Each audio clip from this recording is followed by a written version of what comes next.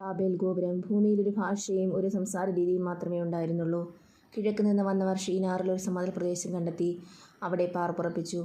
നമുക്ക് ഇഷ്ടികയുണ്ടാക്കി ചുട്ടെടുക്കാം എന്നവർ പറഞ്ഞു. അങ്ങനെ കല്ലിന് പകരം ഇഷ്ടികയും കുമ്മായത്തിന് പകരം കളിമണ്ണും അവർ ഉപയോഗിച്ചു.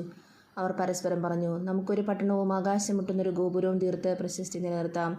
അല്ലെങ്കിൽ നാം ഭൂമുഖത്താകെ ചിന്നിച്ചിതറിപ്പോകും. മനുഷ്യർ നിർമ്മിച്ച നഗരവും ഗോപുരവും കാണാൻ കർത്താവ് ഇറങ്ങി വന്നു. അവിടുന്ന് പറഞ്ഞു, അവരിപ്പോൾ ഒരു ജനതയാണ്, അവർക്കൊരു ഭാഷയും അവർ ചെയ്യാനിരിക്കുന്നതിൻ്റെ തുടക്കമേ ആയിട്ടുള്ളൂ. ചെയ്യാൻ ഉരുപ്പെടുന്നതൊന്നും അവർക്കിനി അസാധ്യമായിരിക്കുകയില്ല. നമുക്കിറങ്ങിച്ചെന്നവരുടെ ഭാഷ പരസ്പരം ഗ്രഹിക്കാനാവാത്ത വിധം ഭിന്നിപ്പിക്കാം. അങ്ങനെ കർത്താവ് അവരെ ഭൂമുഖത്തെല്ലാം ചിതറിച്ചു. അവർ പട്ടണം പണി ഉപേക്ഷിച്ചു. അതുകൊണ്ടാണ് ആ സ്ഥലത്തിന് ബാബേൽ എന്ന് പേരുണ്ടായത്. അവിടെ വെച്ചാണ് കർത്താവ് ഭൂമിയിലെ ഭാഷ ഭിന്നിപ്പിച്ചതും അവരെ നാടാകെ ചിതറിപ്പിച്ചതും. ഷേം മുതൽ അബ്രാം വരെ. ഷേമിൻ്റെ വംശാവലി. ഷേമിന് 100 വയസ്സായപ്പോൾ അർപ്പക്ഷാദ് ജനിച്ചു. ജലപ്രളയം കഴിഞ്ഞ് 2-ാം വർഷമായിരുന്നു അത്. അർപ്പക്ഷാദിൻ്റെ ജനനത്തിന് ശേഷം ഷേം 500 വർഷം ജീവിച്ചു. അവന് വേറെയും പുത്രന്മാരും പുത്രിമാരും ഉണ്ടായി. 35 വയസ്സായപ്പോൾ അർപ്പക്ഷാദിന് ഷേലാഹ് ജനിച്ചു. ഷേലാഹിൻ്റെ ജനനത്തിന് ശേഷം അർപ്പക്ഷാദ് 403 വർഷം ജീവിച്ചു. അവന് വേറെയും പുത്രന്മാരും പുത്രിമാരും ഉണ്ടായി. 30 വയസ്സായപ്പോൾ ഷേലാഹിന് ഏബർ ജനിച്ചു. ഏബർ ജനിച്ചതിന് ശേഷം 403 വർഷം ഷേലാഹ് ജീവിച്ചു. അവന് വേറെയും പുത്രന്മാരും പുത്രിമാരും ഉണ്ടായി. 34 വയസ്സായപ്പോൾ ഏബറിന് പേലഗ് ജനിച്ചു. പേലഗിൻ്റെ ജനനത്തിന് ശേഷം ഏബർ 430 വർഷം ജീവിച്ചു. അവന് വേറെയും പുത്രന്മാരും പുത്രിമാരും ഉണ്ടായി. 30 വയസ്സായപ്പോൾ പേലഗിന് റവു ജനിച്ചു. റവുവിൻ്റെ ജനനത്തിന് ശേഷം പേലഗ് 209 വർഷം ജീവിച്ചു. അവന് വേറെയും പുത്രന്മാരും പുത്രിമാരും ഉണ്ടായി. 32 വയസ്സായപ്പോൾ റവുവിന് സെരൂഗ് ജനിച്ചു. സെരൂഗിൻ്റെ ജനനത്തിന് ശേഷം റവു 207 വർഷം ജീവിച്ചു. അവന് വേറെയും പുത്രന്മാരും പുത്രിമാരും ഉണ്ടായി. 30-ാം വയസ്സായപ്പോൾ സെരൂഗിന് നാഹോർ ജനിച്ചു. നാഹോറിൻ്റെ ജനനത്തിന് ശേഷം സെരൂഗ് 200 വർഷം ജീവിച്ചു. അവന് വേറെയും പുത്രന്മാരും പുത്രിമാരും ഉണ്ടായി. 29 വയസ്സായപ്പോൾ നാഹോറിന് തേരാഹ് ജനിച്ചു. തേരാഹിൻ്റെ ജനനത്തിന് ശേഷം നാഹോർ 119 വർഷം ജീവിച്ചു. അവന് വേറെയും പുത്രന്മാരും പുത്രിമാരും ഉണ്ടായി. 70 വയസ്സെത്തിയതിനു ശേഷം തേരാഹിന് അബ്രാം, നാഹോർ, ഹാരാൻ എന്നീ പുത്രന്മാർ ജനിച്ചു. തേരാഹിൻ്റെ പിന്മുറക്കാർ ഇവരാണ്. തേരാഹിൻ്റെ പുത്രന്മാരാണ് അബ്രാമും നാഹോറും ഹാരാനും. ഹാരാൻ്റെ പുത്രനാണ് ലോത്ത്. തൻ്റെ പിതാവായ തേരാഹ് മരിക്കുന്നതിന് മുമ്പ് ഹാരാൻ ജന്മനാടായ കൽദായരുടെ ഊറിൽ വെച്ച് ചരമമടഞ്ഞു. അബ്രാമും നാഹോറും വിവാഹം കഴിച്ചു. അബ്രാമിൻ്റെ ഭാര്യയുടെ പേര് സാറായി. നാഹോറിൻ്റെ ഭാര്യയുടെ പേര് മിൽക്ക. അവൾ മിൽക്കയുടെ ഇസ്കായുടെയും പിതാവായ ഹാരാൻ്റെ മകളാണ്. സാറായി വന്ധ്യയായിരുന്നു, അവൾക്ക് മക്കളുണ്ടായില്ല.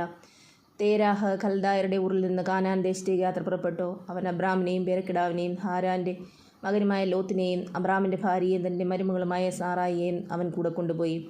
അവർ ഹാരാനിലെത്തി ഇവിടെ വാസമുറപ്പിച്ചു. തേരാഹ് 205 വർഷം ജീവിച്ചിരുന്നു. അവൻ ഹാരാനിൽ വെച്ച് മൃതിയടഞ്ഞു. അബ്രാമിനെ വിളിക്കുന്നു.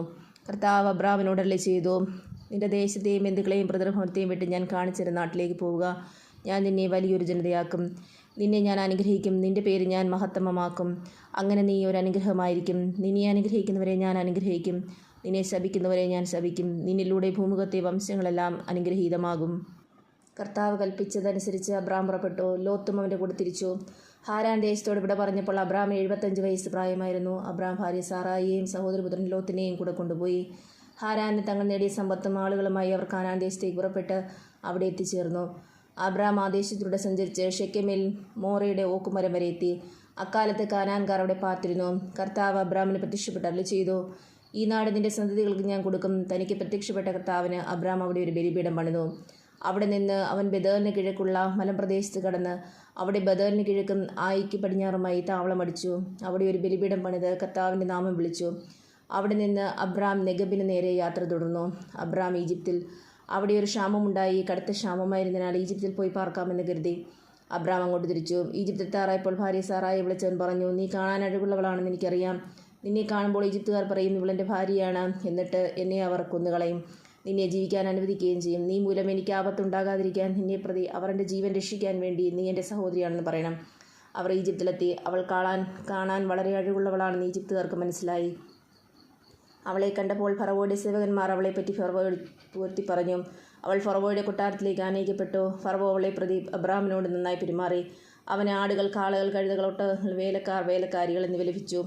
പക്ഷേ അബ്രാമിൻ്റെ ഭാര്യ സാറായിയെ പ്രതി കർത്താവ് ഫറവോയെയും കുടുംബത്തെയും മഹാമാരികളായി പീഡിപ്പിച്ചു.